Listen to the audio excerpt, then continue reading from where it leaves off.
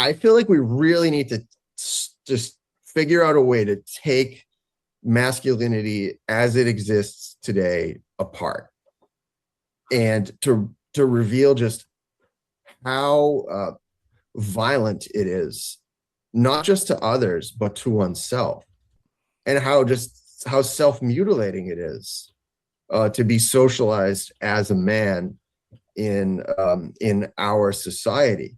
I think there's a lot of really cool avant-garde stuff going on around gender right now. The needle is moving culturally.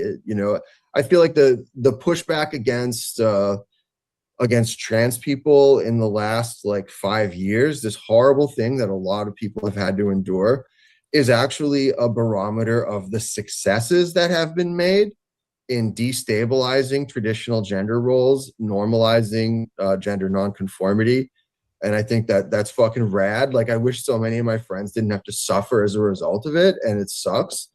But like that's the result of like real victories that are being waged by people challenging gender socialization. And I mean, if anybody has any like real practical proposals, I'm all ears. But like that's where I'm at theoretically. It's not enough to just say like, yeah, you can be a socialist and you can tell a racist joke every now and then as long as it's funny or whatever. I feel like just taking apart like what is actually pushing people in to this understanding of society where you always have to be punching down on someone.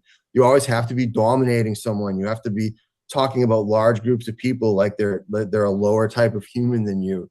And to my mind, that comes from settler colonialism and white supremacy. But in my experience, it also comes from being socialized as a man.